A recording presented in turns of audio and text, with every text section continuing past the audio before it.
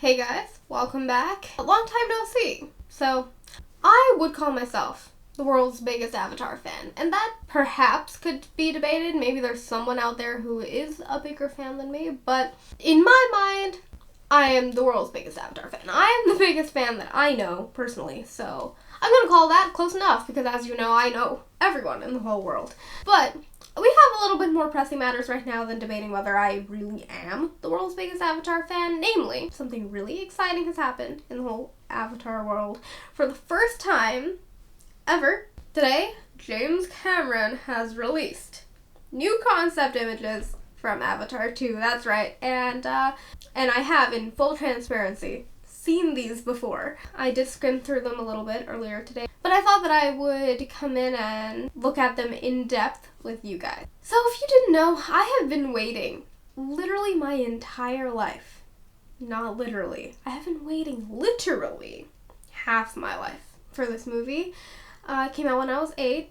I am now 18. I've been waiting a really, really long time for this movie, over a decade, because that's when the movie came out. Math. So if you guys didn't already know, Avatar 2 is apparently going to be about the ocean, water, not the I think there are multiple oceans on Pandora, but I do remember reading that Pandora has a larger ratio of land to water than Earth. That means that there is technically more land. You get it. There's more land than water, so, but that doesn't mean that there is not water. There are oceans on Pandora, and the thing that I'm really interested in is to find out how the unobtainium and the other really interesting biological things that Grace talks about in the first movie. There is something really interesting going on in there biologically. How those things affect oceans, sea life, the ocean itself, the water. And I think these concept images actually do give us a little bit of a teaser on that specifically. So here, I hope you can see my cursor. I'm not sure, I've not done this before, but I'm just gonna operate under the assumption that you can. So here you can see Alpha Centauri, whatever. I'm a big fan, I don't know what it's called. Okay, I think it's Alpha Centauri A, right? I'll read up and come back to you on that. I'll put on the screen what the planet is called. That's the planet that Pandora orbits, if you guys did not know, if you are noobs here. Pandora is actually a moon of a planet, so that's what you can see there in the background. Here's something, you have those arches that you see as kind of a mainstay in the movie. There are these arches that are caused by the magnetism of unobtainium. So unobtainium is the main element that takes these guys from the RDA to Pandora. This is why we're here. Unobtainium. Because this little gray rock sells for 20 million a kilo. That's the only reason. RDA, the Resources Development Administration, the antagonist, the bad guys of Avatar 1. So there's an element that is commonly found on Pandora. It's a particular type of rock that conduct electricity at room temperature, something like that. It is very important to the economy of Earth, and it is, and I'll talk about that in a later video, but it's very important to Earth, and that's why they make it important to Earth. You know, economics. We're not going to get into that, but it is important, and that is why the RDA is after it.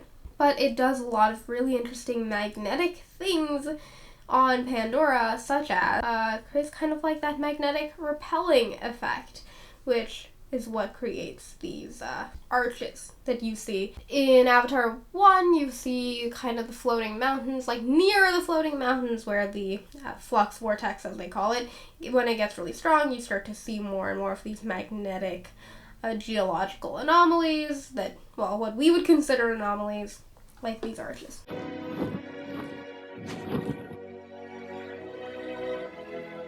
So, here you have more of that bioluminescence that we've come to know and love. My guess is it's some kind of like an algae or a moss, because you can see it doesn't have, like, it's not like a plant, right? You can all see that? So here you have like a really interesting rock formation. I don't know what that's about. I mean, it's probably nothing that interesting, but I mean, it looks cool. I think these concept images are really cool. I don't believe that's a bow and arrow. I don't know much about fishing. These guys appear to be fishing, so if you did not know, in the first movie, James Cameron actually, so he like reinvented the bow and arrow, like instead of shooting it like that, he shot like the other way, like hand the other way. Jim came up with the idea of, this is such a human gesture. Let's just do this. And all of a sudden, it's no longer human feeling. It's like, oh, look at these aliens. They do things in an alien way. They shoot a bow backwards. So I don't know if he's gonna like do the same thing with a fishing pole, reinvent a fishing pole. I don't know. That'll be interesting to find out. The thing that I am really curious about is in Avatar 2, if it is gonna be about the oceans of Pandora and not the land of Pandora, does that mean that potentially we are going to be seeing a new clan? So if you did not know, the main clan in Avatar 1, the original, that the entire plot is based on, is the Omaticaya. That's the one that Neytiri is a part of. That's the one that, in the end, spoiler alert, Jake ends up kind of leading as Druk Makto. More on that later, I guess. Not in this video. Different video. I have a lot of videos coming up. Big announcement in the next, maybe the next video or the video after that. There's going to be a big announcement. Stay tuned for that. It doesn't look like the same garb as the Omaticaya, so my guess is that is potentially a different clan. Now you can tell right off the bat this is not the same setting as in Avatar 1. There were no beaches in Avatar 1. There was a slight small lake scene. Those trees to me look slightly different than the ones in Avatar 1. I don't see any kind of main home tree like in the first movie. I don't see any one tree that really stands out. I'm curious to know what these little like vine rock things are over there. I feel like, again, it might be like kind of a smaller version of the arches that are a common theme, as I was talking about. And then there's a volcano. So in the Avatar Field Guide, which is a book that I will be referring to a lot in my next all my Avatar videos, I'll be referring to that book. They talk about how there is, because of the tidal heating that creates the atmosphere and the temperature and the livability of Pandora, which is a real thing. Tidal heating is an actual thing that I learned about in astronomy in high school. It essentially like adds a lot of friction and heat into the interior of Pandora, which creates a lot of volcanoes and volcanic activity. So I guess that's what we see here, because there really isn't anything close to that in Avatar 1. They don't talk about volcanoes or anything like that. There is a deleted scene where there is a thunderstorm, plasma storm, I think they called it. That's really interesting. Wish they hadn't deleted that scene.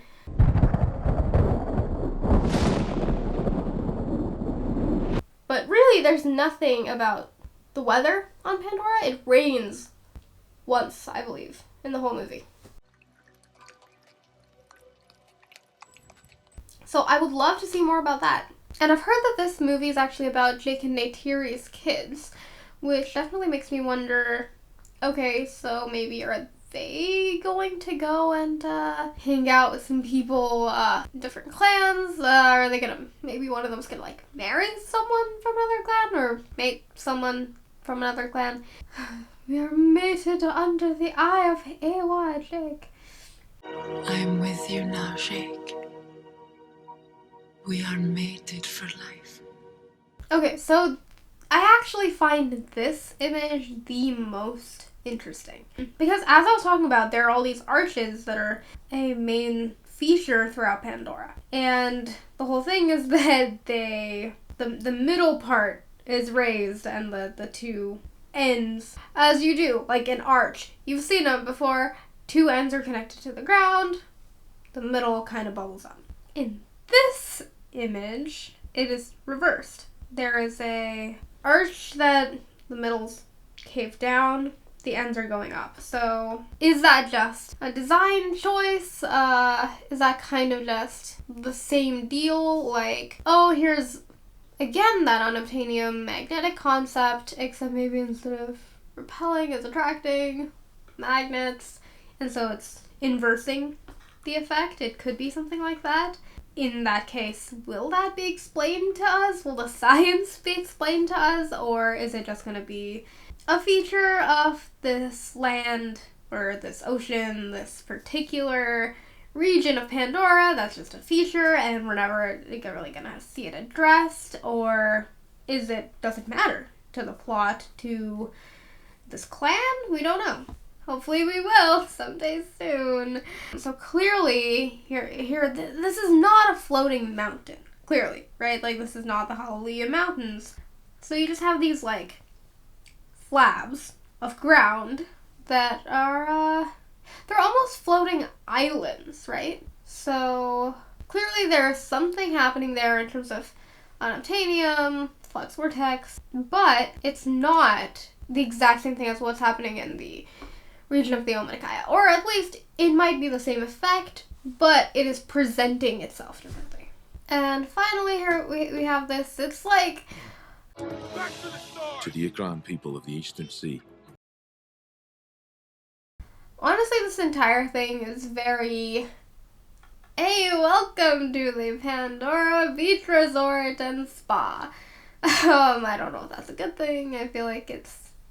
I don't know. We all kind of want to live there, right? That's the whole point. It's, they want you to visit. Hence Pandora World in Disney World. They want it to be a place that you want to go, right? So this is very... Ooh, it's like a romantic getaway. So, I don't know. Something interesting is happening here. There are different plants. Some plants I've never seen. I don't recognize these flowers. I don't recognize these little vine, reed looking things over there. Cattail kind of looking things. There's a lot more going on here than people give it credit for. And hopefully by taking a look at these concept images with me, you have realized that maybe there are a few more things going on than you initially thought, just by looking at these concept images at first glance. Maybe I taught you something about the world of Avatar. If you want to learn more about the world of Avatar, please consider hitting that subscribe button.